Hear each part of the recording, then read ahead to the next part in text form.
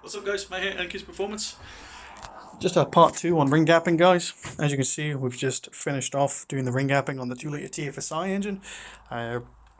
All the rings have been quarantined to their appropriate cylinders, as well as the appropriate pistons. So, just a little heads up for you guys when you're ring gapping these.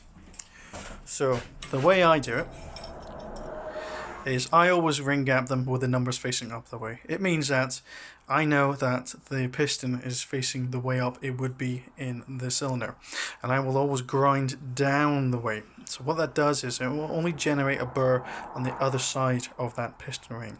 Okay. Now also, I don't know if I've mentioned before in the first video, but always grind one side of the ring. Do not grind both sides. Only do it by hand as well, because it doesn't take much effort to remove material. Can't make it come back. So the idea of only having one side ground is that the other side, which isn't ground, that's your datum point. So that will tell you if you're grinding that end of the ring square to that end. Alright guys? So if it's tapering off a little bit, then you know you need to pull it and adjust it.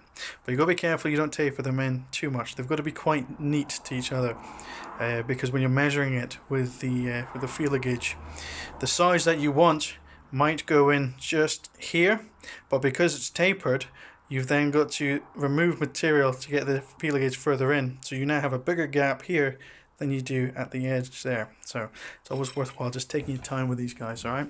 And then once you've finished, a bit of emery paper, something like 1000 grit emery paper, particularly with the ore scraper rings, which is your second rings, because they have a ridge. I don't know if the camera's going to pick it up again.